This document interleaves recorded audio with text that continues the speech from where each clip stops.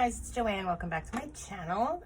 So today's video is a little, I don't know if you want to call it a card making hack or just something to make your life a little bit easier when making a card. Because the one thing I learned is not to just make one at a time. If you're doing a base or a layer and you like the card, you might as well make a couple while you're at it, because from my own experience, I mess them up all the time. And then I have to start all over and make new ones.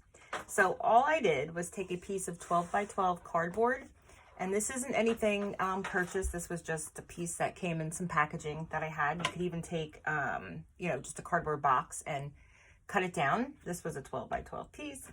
And then I just cut out a 5 1/4 by 4 for my layering piece. And then I also cut out 5 1/2 by 4 1/4 for my card base. And all I did was take a straight edge ruler and this Fiskars like X-Acto knife kind of thing that always scares the heck out of me using, because I'm always afraid I'm going to cut my finger off because it's really, really sharp. But if you just have a razor knife in the house, that'll work just as well. I'm sure a scissor would work just as well too, as long as you cut on that straight line. So what I do suggest, and I'm going to be working on a layer piece, and this is, I guess, pretty much for like stenciling, something you want to do over and over again. It wouldn't really be for stamping. I don't know, but you just want to tape this down so that this doesn't move. And I am using painter's tape now, only because we were doing so much painting in the house that I have it. I find that some of the washi tends to pull the paper up, so I have to find better washi, I guess, or go through my washis and see which ones do not pull the paper up. So for this one, say I'm doing my layering piece, right? So this is taped down, and then we just put that in here, and I got it as exact as I could possibly get it. And then we're going to take our stencil. So I'm still using the Dragonfly stencil. And this one I'm going to do landscape wise. So you just want to make sure you line your stencil up where you want it on the card. And again, I'm putting it down a little bit lower because I don't want that bottom piece to show. And again, one thing I love about using this cutting mat, well, it's actually glass. I would prefer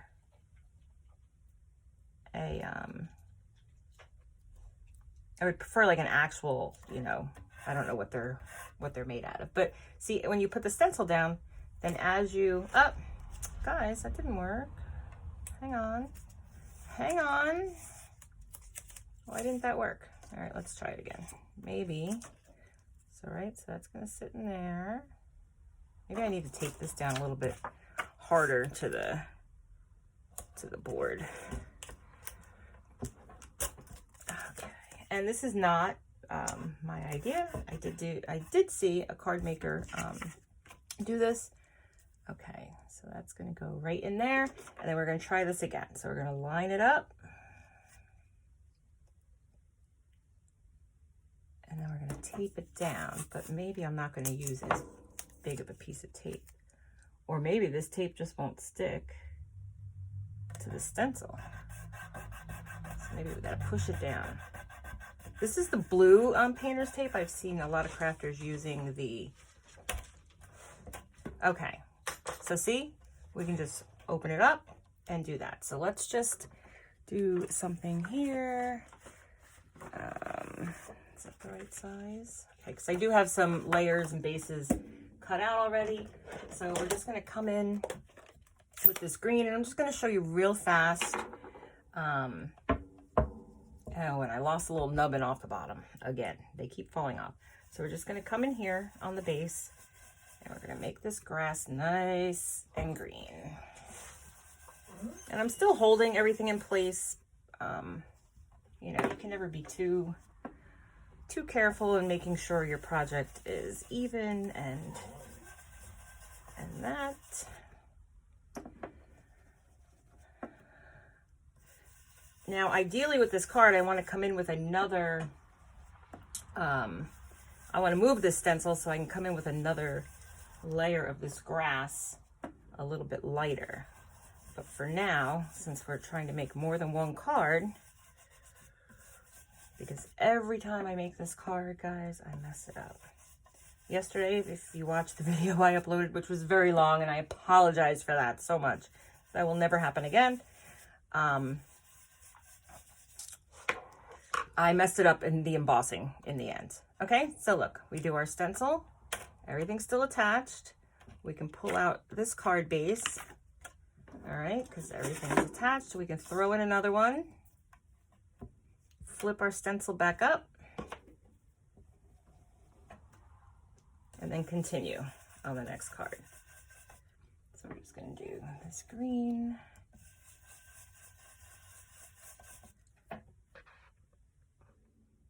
Okay, so now I have three bases. Easy, right? I didn't have to do a ton of moving around and that. But what I do want to do is come back in with the stencil in a different spot. So all I have to do is pick up my stencil, reposition it onto, I'm just going to kind of put it like that, reposition it where I want it. Okay, and then we just start all over again. And this is the layer that I like to come in just light. I'm really enjoying the stenciling. I think it's very calming. I think it's a beautiful result with the blending. And if I could find ways to make this easier for myself, then I think I have to do that. So I don't, you know, so we don't mess up so much stuff. So we're just coming in lighter again.